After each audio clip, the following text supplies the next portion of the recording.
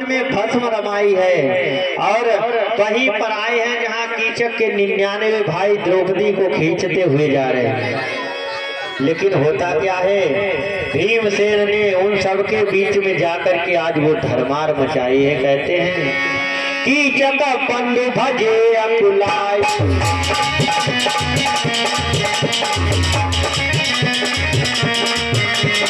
किलकारी मार करके उधर भीम ने हनुमान की तरह, जैसे हनुमान ने लंका में तांडव किया था, भीम ने किलकारी लगाई और कूद पड़े हैं 99 भाइयों के बीच में और पकड़ करके टांगे मारने लगे, फेंकने लगे हैं। कीचक के भाई भयभीत हो गए, भागने लगे। अरे कीचक बंधु भजे अकुलाय, कहे गंधर्वा पहुंची गो आई।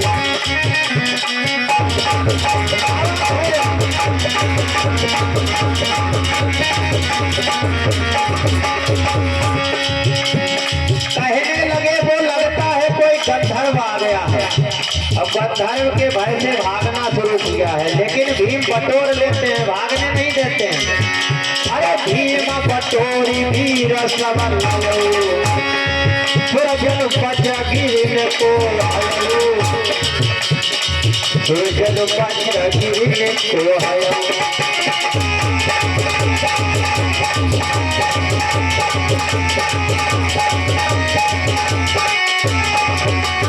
भीम ने बटोर लिया है, चारों तरफ से घेर करके सबको क्या करते हैं, इकट्ठा करते हैं, पकड़ के टांग चिता पर जिंदा फेंक देते हैं। ले पूर्णमासी होने लगे, सबको जलाने लगे हैं जिंदा। अब वो समझते हैं गंधर्व कोई है, लेकिन गंधर्व नहीं, भीम ने रूप ही ऐसा बनाया है, जिंदा भूत लगते थे। सबको जलाने लगे हैं। आए थे चिता कराने को, पर खुद ही में चिता बन गए। छठी बनाने के लिए आए, सत्ता बन गए सबके सब। कीचक के 100 भाई कीचक सहित मारे गए और भीम ने इस तरह से आज सैरेंद्री की लाज को बचाया। और सबसे पहले फिर भाग करके आ गए हैं, सैरेंद्री को छोड़ दिया महलों में और कहा कि सबको बताइए ना। आकर के जल्दी से स्नान किया, वस्त्रों को धारण किया। उसके बाद में महाराज विराट की सभा में पहुंचते हैं। ऐसे धीरे धीरे इधर वनवास भी पूर्ण होने को आ गया है। बोले वृंदावन बिहारी लाल की। कहते हैं जो भगवान की शरण में रहता है, भगवान के सहारे रहता है, आश्रय रहता है, उसको सताया तो जा सकता है, लेकिन वो पराजित कभी नहीं हो सकता है। पांडवों को जीवन भर दुर्योधन ने नाश दिया, लेकिन क्या विजय नहीं हुई? विजय पांडवों की हुई। हर जगह पर भगवान रक्षक बने रहे, भगवान हमेशा रक्षा करते रहे पांडवों की। पर ये हुआ कब? ये सब भक्ति के कारण हुआ। पांडवगण भगवान के चरणों में हमेशा ध्यान लगाते थे, भगवान की आज्ञा के बगैर कोई कार्य नहीं करते थे।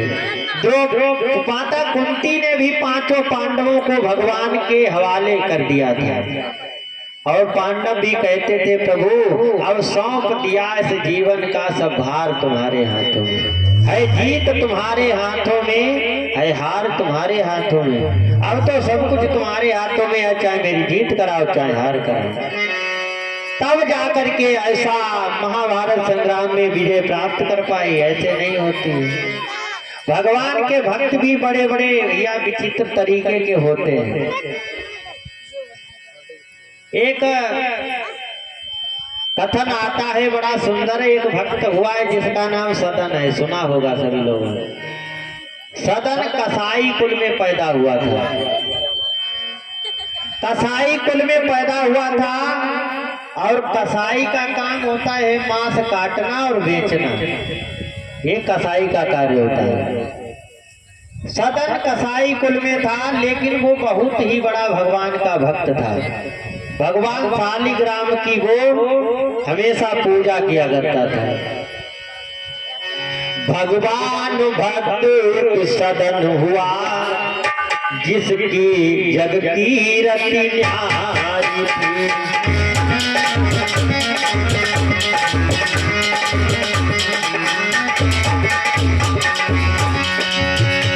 भगवान भक्त एक सदन हुआ, जिसकी जग की रति न्यारी थी। श्री शालिग्राम को साथ में उसने युक्ति निकाली थी।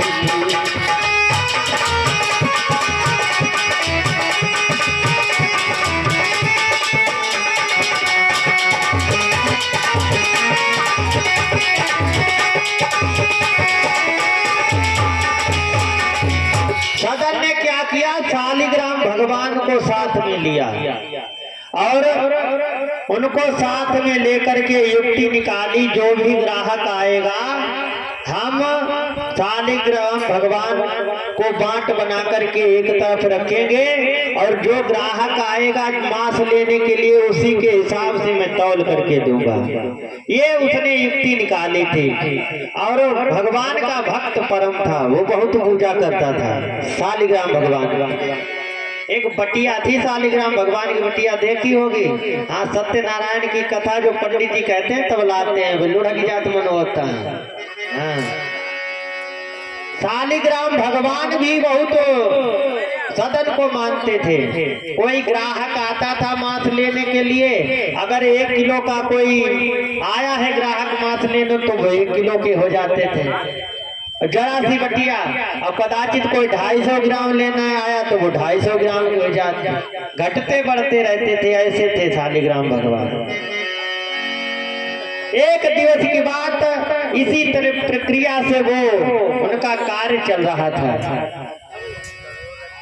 एक दिन उधर से एक सज्जन जो संत जी थे, दंडी स्वामी, वो गुजरे।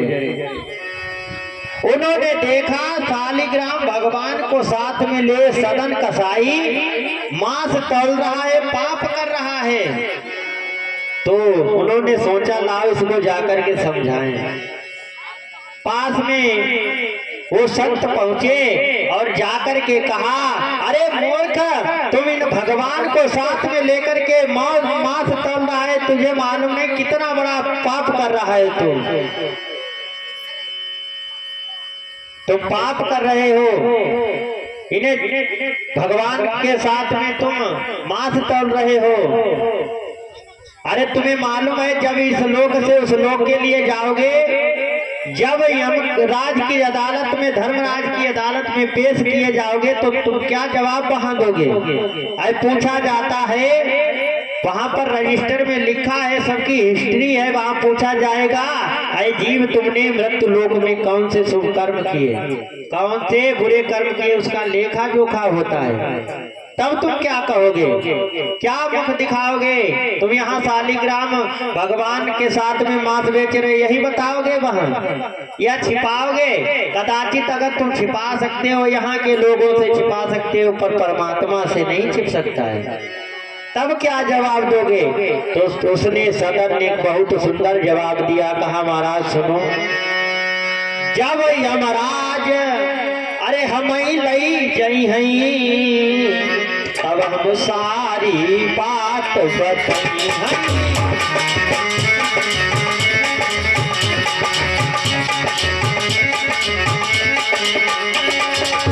जब यमराज हम लई जई हई, तब हम सारी बात बताई हैं, तब हम सारी बात बताई हैं।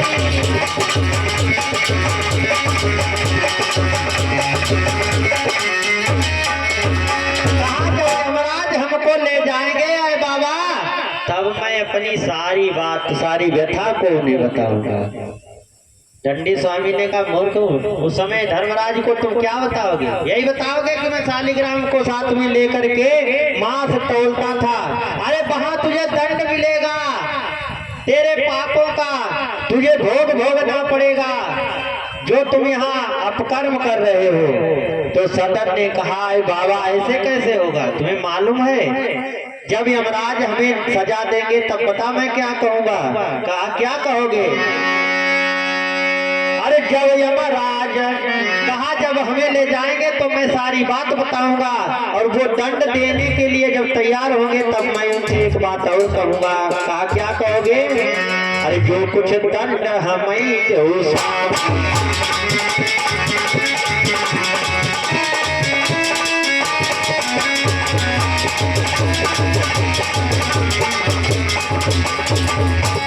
हम कहेंगे यमराज से जो कुछ दंड हमें देना चाहते हो स्वामी दो, लेकिन किंतु परंतु अगर विश्राम ये जहाँ पर वस्तुएं आती हैं समझो पिछली बात का सार खत्म हो जाता है। लेकिन का अर्थ तब वो कहता है सुनो जो कुछ दंड हमें दो, अरे आधो हो गई जय अंतरयामी, आधो हो गई जय अंतरयामी।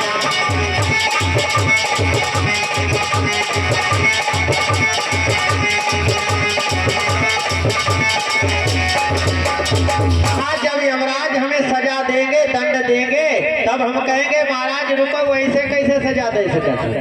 अरे इसके अधिकारी हम ही थोड़ी हैं। भाई चोरी करने दो लोग जाते हैं तो दोनों लोगों को सजा मिलनी चाहिए, एक को मिलेगी। कहा तुम क्या सजा दिलवाओगे? कहेंगे हम आधो भोग अंतर्यामी, आधो जी शालिग्राम भगवान तो भोग। हाँ भाई हम जो भी कार्य करते हैं इन्हीं की इच्छा के अनुसार तो करते हैं। अरे जब कोई ग्राहक आता है 1 किलो मांस लेने का, तुझे 1 किलो का है बन जाता 250 ग्राम है ग्राहक। अगर जो 1 किलो के ना बन जाए तो हम कैसे मांस बेच पाएंगे? सब काम तो यही करते हैं, इनके ही सानिध्य में सब कुछ काम चलता है हमारा, अन्यथा मेरा तो भैया रोजगार ही बंद हो जाए।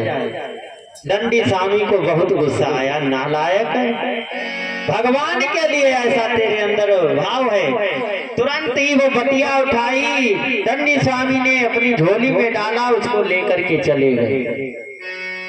अब सदन ने देखा भगवान चले गए, तो वैसे जीविका वही थी, शालिग्राम भगवान के द्वारा ही उनका गुजारा होता था, वो भी चले गए। दूसरे प्रेम भी इतना था, साथ उस सदन ने क्या किया? भोजन पानी छोड़ दिया, भगवान की आज्ञा, खाना पीना छोड़ दिया। इधर भगवान ने देखा हमारा भक्त सदन जिसने मेरे खातिर भोजन पानी छोड़ दिया, इतना बड़ा भक्त मेरा, और मैं यहाँ संत के साथ में, अगर मेरा भक्त मर गया तो लोग क्या कहेंगे? शालिग्राम भगवान ने तुरंत ही रात्रि में स्वप्न दिया दंडी को, अरे दंडी जहां से तुम लाए हो मेरे भक्त के पास से वहीं मुझे पहुंचा दो, वरना तुम्हारी भलाई नहीं है।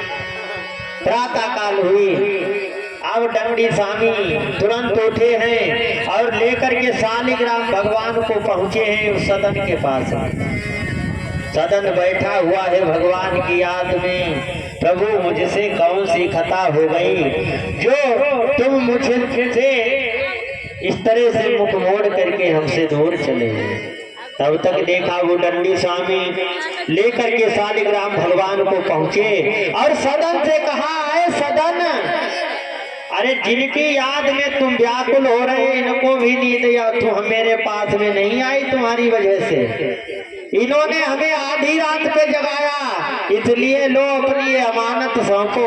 और शालिग्राम भगवान को आज दंडी स्वामी ने सौंप दिया। सदन अभी तक ये नहीं जानता था कि वास्तव में ये भगवान। जब सारी गाथा बताई कि भगवान ने स्वप्न दिया, तब वो सदन ने क्या किया, जो रोजाना कार्य करता था मांस बेचने का, उसने सब त्याग कर दिया। और उसी दिन से सदन दावेदार हो गया भगवान की भक्ति का। घर बार त्याग करके जंगल में भगवान की तपस्या करने के लिए चला गया। बोली वृंदावन बिहारी लाल की।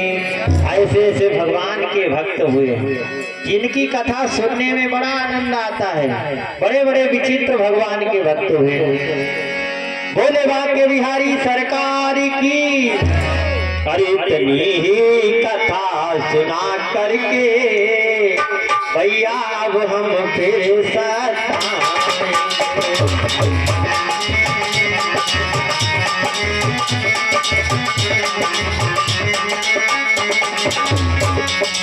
आगे की कथा रसीली है, जो दिन में तुम्हें सुनाएंगे।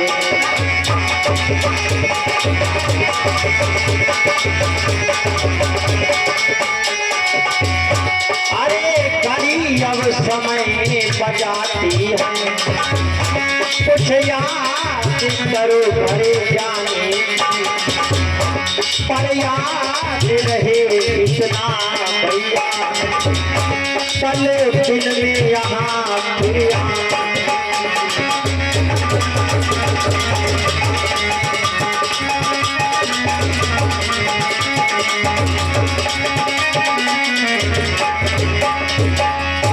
जाते जाते याद रहे, और मेरा भी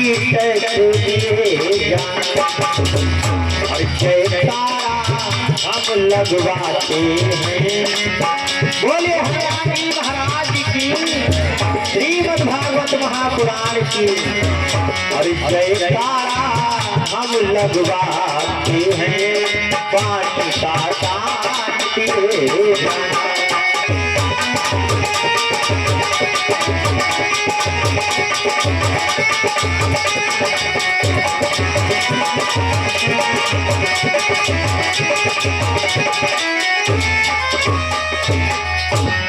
भोले बांके बिहारी सरकार की, कृष्ण कन्हैया लाल की। आइए कथा को विश्राम करने से पहले 2 बार प्रभु का नाम उच्चारण करेंगे सभी भक्तगण। और कल दिन में बड़ी सुंदर भगवान की पावनमयी श्री रामचरित की कथा, भगवान राम का जन्मोत्सव दिन में होगा, क्योंकि भगवान राम ने दिन में जन्म लिया था। कल दिन में भगवान राम का जन्मोत्सव, अन्य गाथाएं होंगी, और रात्रि में भगवान कन्हैया का जन्मोत्सव होगा बड़ी धूमधाम से। और भैया कथा रोचकता कब आती है, जहाँ पर से भगवान कन्हैया का जन्म होता है।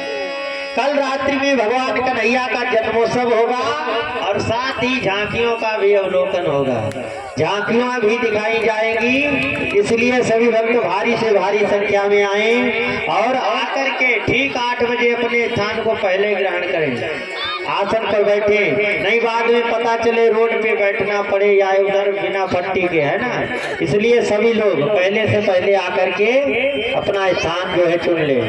आइए 2 बार प्रभु का नाम, उसके बाद में आरती और प्रसाद लेकर के सभी लोग जाएंगे। और दिन में भगवान कृष्ण, भगवान राम के जन्मोत्सव में भी सभी लोग आएंगे, और खाली हाथ नहीं, सभी लोग फूल लेकर आए। रात्रि में भगवान कन्हैया के जन्मोत्सव में टाफी, गुब्बारा इत्यादि मेवा मिष्ठान जो कोई लाना चाहता है ला सकता है। क्योंकि अपने जब यहाँ कोई बालक का हम लोग बर्थडे मनाते हैं तो नाना प्रकार से डीजे लगवाते हैं ना।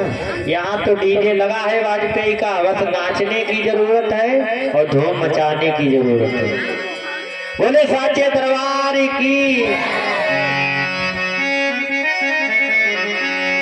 अरे मेरा छोड़ दो दुपट्टा नंदलाल, सवेरे दही लेके आऊंगी। मेरा छोड़ दो दुपट्टा नंदलाल, सवेरे दही लेके आऊंगी।